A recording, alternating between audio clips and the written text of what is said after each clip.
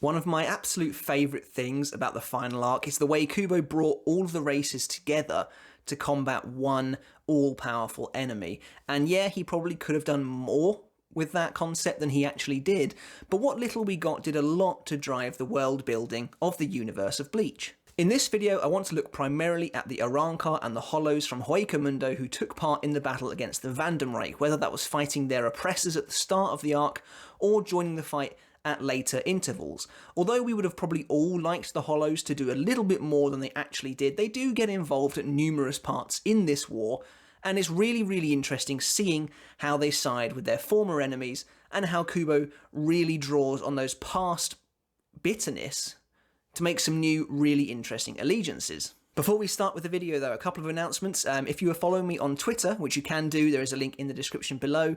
Pretty new there, just starting out, but you will have seen that I now have a mic. Hopefully the sound quality is better for you guys. This is really a test run.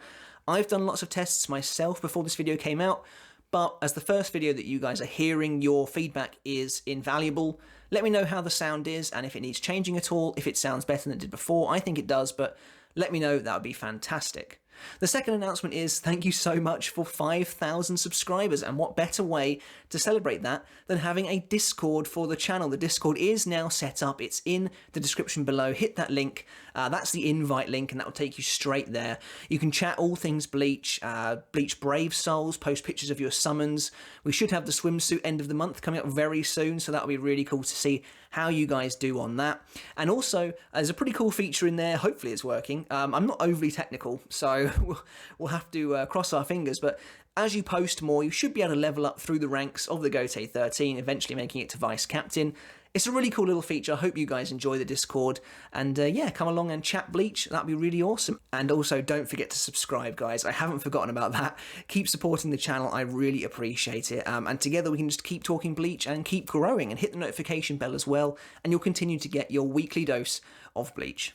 But without further ado then, looking at the Hollows in the 1,000-Year Blood War arc. The Hollows approach this arc in a really unique perspective. Unfortunately, we don't really get to see anywhere near enough of these guys, but like I said before, what we do get to see is pretty good stuff.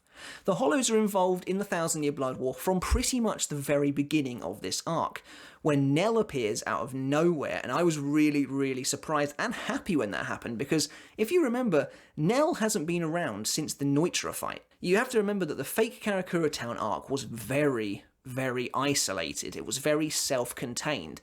If there was a character who wasn't in that fake Karakura Town, we weren't going to see them for a couple of years. You know, we didn't see Urahara for years. Like, it was a big deal when characters turned up, but characters like Nell and Grimmjow, who were a part of the Hueco Mundo arcs, were kind of unceremoniously tossed aside. There's no better way of putting it. So when Nell returned in the 1,000-Year Blood War arc, for those of us reading it weekly, it was a really cool moment.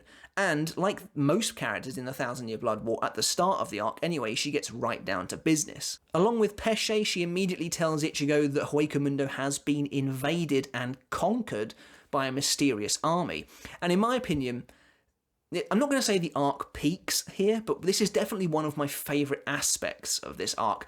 I love seeing the occupation of Hueco Mundo by the Vandenreich, and we should have seen more of it. It was really cool getting to see the ARRANCAR, who are normally in such a position of power as the main villains of the series, now being subjugated by a new enemy. And in my opinion, if you want to establish a new villain, there's not many better ways of doing it than having them trample the last set of bad guys. So really cool stuff here. And obviously the imagery is on point as well. The Vandenreich appear terrifying, but it's really cool as well seeing a few subset of ARRANCARs fighting back for their own freedom. So obviously they travel to Hueco Mundo under the pretense of rescuing Donderchaka, but that's really not the main objective here. The main thing here is fighting the Vandenreich, fighting the Stern Ritter, and fighting Kurge, I'm just going to call him Kurge. I know I'm pronouncing it wrong, but I really hate the other way his name is spelled. But the main thing here is fighting him and trying to free Hueco Mundo from the Vandenreich. We find out from Yuha himself that he has beaten up Harabel, he has her captive. Unfortunately, the only time we see this character in this arc, which is a real big shame. But he has taken Hueco Mundo by force, and the ARRANCAR are now essentially his slaves. So it's really cool then when some familiar faces start fighting back, and we actually get to see the return of Loli and Menoli. And if you hadn't seen the omake where you find out that Uryu saved Loli's life somehow after she was crushed by Yami, you'd have no idea that she was still around. So they come back and they try and fight Kurge, but he pretty much wipes them out immediately. And it's at this point that the Tre Bestias return, and it's like a sort of cavalcade of familiar ARRANCAR faces that everyone knows and loves. And a lot of these characters, I have to be honest, I was never expecting to see again, but I kind of like that Kubo used some smaller names as opposed to just bringing back some ESPADA. It kind of adds a sense of realism to the fact that these guys would now be running the joint. So the Tre Bestias try and fight Kurge, but they get pretty badly destroyed, and then they eventually summon Aeon to the fight, and again, this I was not expecting to see this guy ever again. So seeing him here was a really nice little cameo, and in my opinion, this is one of the best examples of how the relationship between the ARRANCAR and the Shinigami has evolved over time. As I said at the start of this video, one of my favourite things about the way the ARRANCAR are treated in this arc is it really shows the progression of world building throughout Bleach. They used to be the enemies, and now they can kind of form an uneasy alliance because they are all at threat by the Quincy. I really like Apache's line to Ichigo and his friends when she tells them that they are not their enemies at the moment, and Aeon is going to destroy anything in his path, so if they don't want to die, they need to get out of here. And it's just like you compare and contrast that scene to when they were fighting each other. It's really nice development for the world as a whole. So in case you can't tell, I really do enjoy this Occupation of Hueco Mundo section. I think it's done really, really well. I love seeing everyone come together to try and oust Kurge because he's clearly the bad dude who's coming here and just stomping over everything. He's trampling these hollows that we used to not, well, people did like them, but you're not supposed to like them because they're the villains, but we used to not necessarily feel sympathy for these guys, but very quickly Kubo makes it that we do feel sympathy for them, and I think it works really, really well here. Seeing them fight back, seeing them trying to take back their home.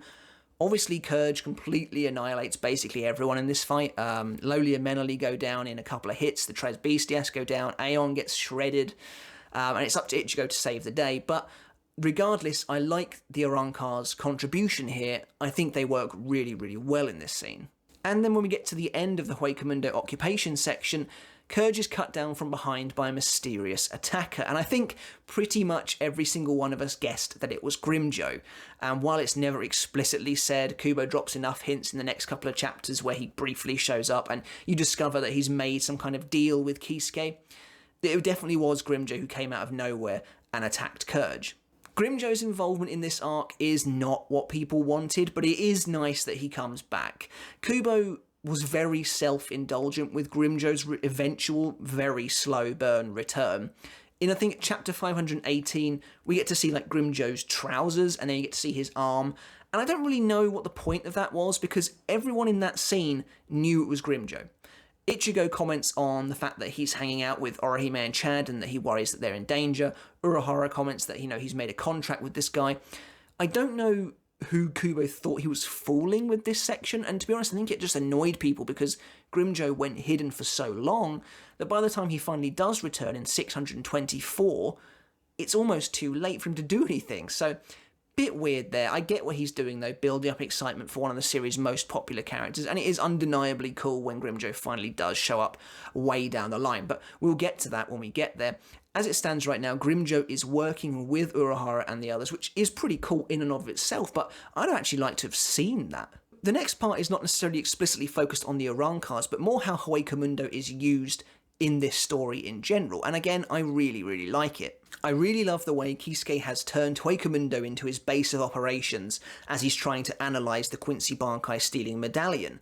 I think it's really cool, and it really works, again, wonders to showcase just how far we've come since the Aizen days. I love that Kisuke can just set up a little tent in Hueco Mundo, get on with his work, bring the Fullbringers in as well. I love the fact that these outside sources are all coming together in Hueco Mundo to form like a little fighting force, which we eventually see the fruits of much later down the line. It's a subplot that barely gets any attention, but it's actually one of my favourite things about the arc. It's the epitome of everybody coming together, like I said, and I love that. I especially love that panel later on when you see Yukio and Riruka outside the tent in Hueco Mundo. It's just really cool stuff, and it works really well. And obviously Orihime and Chad have their slightly more nebulous adventure in Hueco Mundo. They both travel to the Neagle Ruins, where I think they meet up with Grimmjow and adult Nell. That's my assumption. It's never really explained. But they are training at these Neagle Ruins. Again, it's cool to get another Hueco Mundo landmark that's not a manufactured palace like Eisen created. This, you'd assume, is more oldie-worldy, but again, it's never really explored, but it's cool seeing them again use Hueco Mundo in a relatively carefree environment. The world has become suddenly so much bigger for these characters because they're now on the same wavelength. Although you do see Orihime being chased by a base hollow, so that element is never likely to change. Those hollows are driven by their instinct, but at least in regards to the ARRANCAR and the ESPADA, they're now all on the same wavelength, and Hueco Mundo can act as a second home, essentially, for these good guys, and I love that development. Moving on, we don't get to see the ARRANCAR again for a little while until Mayuri ends up fighting Sternritter Z Giselle Jewel, and it's here we finally get the culmination of the frankly decade-long mystery as to what was hanging in Szayelaporro's lab. Yes, it turns out Mayuri harvested the bodies of Dordoni and Sarucci, who were killed by the Exequias on Zale's command, and I don't think there were many people that didn't see this coming. It's a shame that the bodies in the lab didn't turn out to be a bigger plot point, but I commend Kubo for actually taking the time to go back and reveal that anyway. And it was really cool seeing these characters again, even if they're not necessarily the ARRANCAR I wanted to see come back. I don't understand why Mayuri took the time to resurrect Charlotte Coolhorn from the Fate Karakura Town battlefield, but left Stark to die. That's kind of weird. So whatever, it doesn't matter. I think Kubo probably chose the characters he felt he could use best for comedic purposes, because that's really mostly what they're here for. But it is cool seeing Dordoni, Sarucci, Lupi as well, who's back, and Charlotte Coolhorn. These four characters that I don't think anyone really ever expected to see again.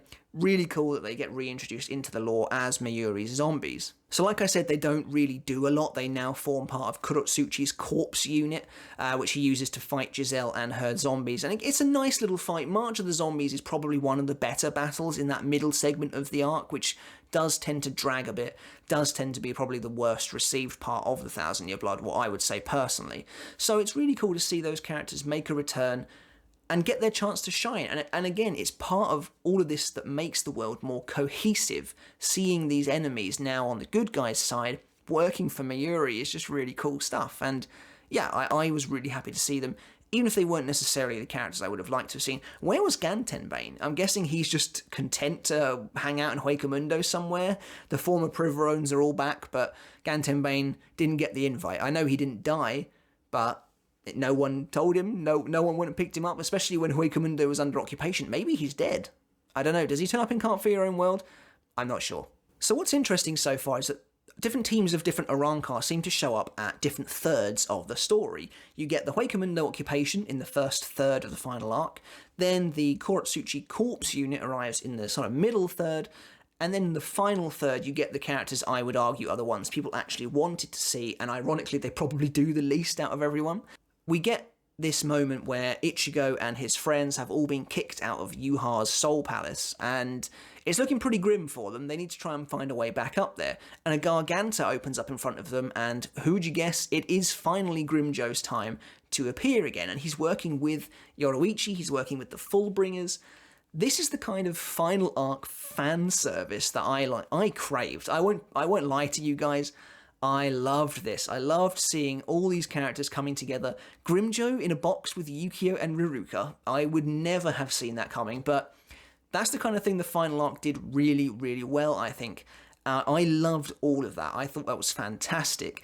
Obviously, Nell's there as well now. She can be an adult whenever she likes, and she can stay that way as well, which is funny in the way it kind of annoys Orihime, but that's kind of cool to see those characters come back. We now have two essentially former ESPADAs, now that the ESPADA's not really a thing, on the good guys' side. And it's really cool to see them together. I love Ichigo's chat with Grimmjow, where he's like, why have you come round to our side? And Grimmjow's like, I'm not on your side, but if this Yuha guy gets his way, Hueco Mundo is gone. And it helps to elevate the stakes by having different races give their perspective on things. I only wish Kubo had done more. I only wish he'd done more with the Fullbringers as well, but I think the Fullbringers is a separate video in and of itself. So Grimmjow and Nell go with them to Varvelt, Yuha's final palace, his final boss location, as it were. And you don't get to see an awful lot of these guys. Grimmjow gets some really great moments because Kubo makes the incredibly smart decision to pair him up with Askin, who is obviously like Grimmjow's just counterpart in almost every way. Grimmjow is ruthless, he's like an animal, he's chase, he wants to fight and kill all the time, and Askin's like, ugh, he's like running like a lunatic trying to get away from him. You know, the Cafe Olay moment, I think, is a lot of people's, like, people love that moment. Stuff like that really cemented Askin as the best Sternritter for a lot of people. That dichotomy of personalities with him and Grimmjow just works so well. But I would have loved a proper fight from Grimmjow. I think most people probably would have done. It's great to see these funny moments with him, but then Askin one-shots him, and it's like, oh, okay. Now, I wasn't necessarily expecting that. I know Askin's obviously powerful, and he's playing this game with his personality, but... well, that's a little disappointing, but obviously Urahara finds the poisoned Grimmjow, heals him, and brings him back into play. Grimmjow kills Askin, pulls out his heart in one of the best moments in the Thousand Year Blood War. I don't think anyone's going to deny that. That final moment is awesome. It's really cool how Urahara essentially creates a Garganta-style teleport with his Bankai for Grimmjow from the outside of the Gift Bereich into Askin's back, basically. Really nice moment. Really cool that Kubo found a chance to put Grimmjow in his Pantera release form. I really enjoyed seeing that. It's such a shame then that Grimmjow's fate, in the manga at least, is left so open. I think you obviously, if you haven't read Can't Fear Your Own World, you won't know that he survives. You won't know that everyone survives that scene basically, apart from Askin. Great.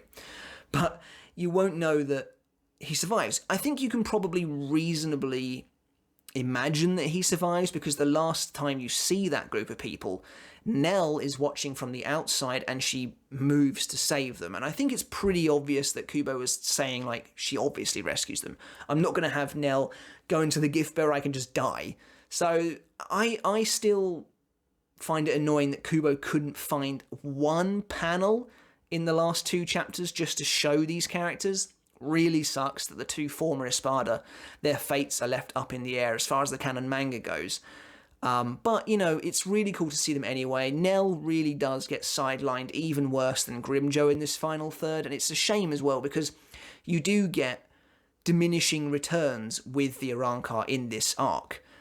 It starts out with a really nice, balanced focus on Hueco Mundo and its inhabitants. You get a really good look at the characters who are there and their struggles against the Vandenreich. Then you get a good fight with the Privaron Espada and Kurotsuchi's Corpse unit. And then, because Kubo is kind of rushing at this point and probably should have introduced Grimmjow earlier, Grimmjow gets the least to do out of basically all. Grimmjow and Nell get the least to do out of all these characters in the final third. And it's a shame because it's very Kubo to keep you waiting for what you really want to see and then under-deliver on that because of the time constraints he's ended up running into. It's endemic throughout Bleach. It happens many times, and it does happen here, unfortunately. So that's pretty much the extent of the ARRANCAR and the Hollows' involvement in the Thousand Year Blood War. So what do I think of how Kubo utilised the Hollows in the Thousand Year Blood War? I don't hate it. I love seeing them. I think they should have played an even bigger role than they do. I would have loved to have seen more of Hueco Mundo. It's kind of weird that Kurge was the only Sternritter there, and that the moment he's dead, I assume they've just taken it back. I would have thought there'd be loads of Quincy there, because it's one of the three major worlds, but Yuha doesn't like Hollows, so he's probably not that bothered. But he does say it's a foundation stone for invading Soul Society. I don't really know why, because basically no Hollows help Soul Society anyway, so it's kind of weird. But regardless, I'd have loved to have seen more. But what we got was pretty good. And I think the most important thing to remember here is that what we got really helped with the world building, really helped with the timeline and making things look like they've changed since the Eisen battle. I loved all of that, and that's some of the best stuff in the Thousand Year Blood War for sure. So guys, that's the video for today. Let me know in the comments below, did you like how the Hollows and the ARRANCARs were handled in the Thousand Year Blood War? Would you have liked to see more from your favourite characters? And let me know as well if there were any ARRANCARs or ESPADAs that you'd have liked to have seen show up maybe you thought Stark was going to come back somehow, or you wanted Harabel to do more, let me know in those comments below. And don't forget to give the video a like if you enjoyed it. It really helps with the exposure. It really helps get the channel out there to more people. And like I said before, the Discord is now open. Your invite is in the description. So go there and go and chat Bleach, and that would be really cool. Alright guys, but until next time, again, don't forget to let me know about the sound quality as well. This funky new mic, let me know how it's done. But until next time guys, I shall catch you later. See you then.